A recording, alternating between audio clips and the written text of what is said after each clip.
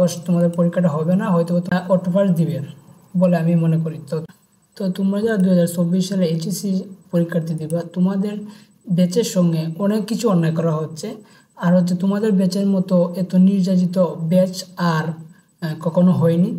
তোমাদের হচ্ছে অনেকগুলো পরীক্ষা স্থগিত করা হয়েছে। প্রথম হচ্ছে পরীক্ষা তোমাদের বন্যার কারণে পরীক্ষা স্থগিত করা হয়েছিল। মানে অনেক কিছু তোমাদের এই ব্যাচটার উপরে যাচ্ছে। তো মূলত এখন হচ্ছে তোমাদের পরীক্ষাটা মেনলি 11 আগস্টের দিকে হবে। এটা হচ্ছে রুটিন দিয়েছে, তবে রুটিনে উল্লেখ করে দিয়েছিল যে পরিস্থিতি যদি খারাপ হয় আরও, তাহলে তোমাদের রুটিনটা আরও পিছাইতে পারে। তবে এক্ষেত্রে তোমাদের এইচএসসি পরীক্ষাটা হবে কি না, এইচএসসি পরীক্ষাটা মূলত হবে কি না এই 2024 সালে, এই বিষয়টা আমরা একটু দেখবো আজকে। আমরা যদি আজকের কয়েকটা খবর দেখি তাহলে বুঝতে পারবো আন্দোলনের আওতাভুক্ত থাকবে কি। এই যে আন্দোলনটা কিন্তু দিন থেকে দিন খুবই মানে প্রচুর কঠোর হচ্ছে। আন্দোলনের সহিংসতা, বাটারা গুলিবদ্ধ কিশোরী মৃত্যু, এরকম বিভিন্ন নিউজ। আন্দোলনটা সরকারের সঙ্গে আলোচনা বসার পরিকল্পনা নেই, আন্দোলনের অন্যতম সমন্বয়ক নাহিদ।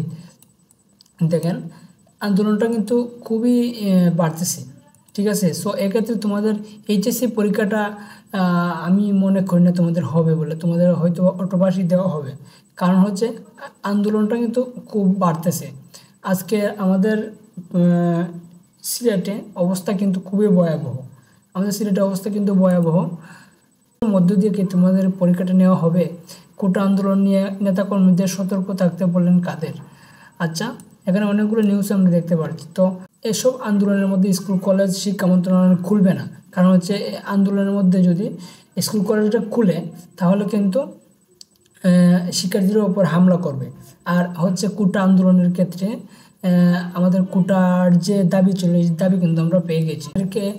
আমাদের যারা ভাই তারা মৃত্যুবরণ করেছে, শহীদ হয়েছে, তো তাদেরকে কেন মারা হলো এই দাবি নিয়ে আমরা হচ্ছে আন্দোলন করতেছি, ঠিক আছে। সো এক্ষেত্রে আমাদের আন্দোলনটা কিন্তু আরও বেগবান হচ্ছে। আমাদের অনলাইনের বেশ কয়েকজন স্যার আছে, যেমন ফাহাদ স্যার, বন্ধু পাঠশালার কয়েকজন ভালো ভালো ভাইয়া রয়েছে, বড় বড় ভালো শিক্ষক রয়েছে, তাদেরকে গ্রেপ্তার করা হচ্ছে, এইচএসসি শিক্ষার্থীদেরকে গ্রেপ্তার করা হচ্ছে। তো তাদেরকে যদি নিঃশর্ত মুক্তি না দেওয়া হয় তাহলে আন্দোলনটা কিন্তু অনেক বেগবান হবে। তাছাড়া এইচএসসি শিক্ষার্থীরা এইচএসসি পরীক্ষা দিবে না বলে জানিয়েছে, কারণ হচ্ছে তাদের বন্ধুবান্ধবদের যদি কারাগারে থাকে তারা কীভাবে পরীক্ষা দেবে, আর হচ্ছে তাদের স্যাররা যদি কারাগারে থাকে তাহলে তারা পরীক্ষা দিবে না, এটা স্পষ্টভাবে জানিয়ে দিয়েছে তারা। তো এক্ষেত্রে পরীক্ষাটা তোমাদের মেবি হবে না মনে হচ্ছে আমার। 11 আগস্ট তোমাদের পরীক্ষাটা হবে না, হয়তো তোমাদের এই ব্যাচটাকে হয়তো বা অটোপাস দিবে বলে আমি মনে করি। তো তোমরা সবাই সুস্থ থাকবা, সাবধানে থাকবা, টেক কেয়ার।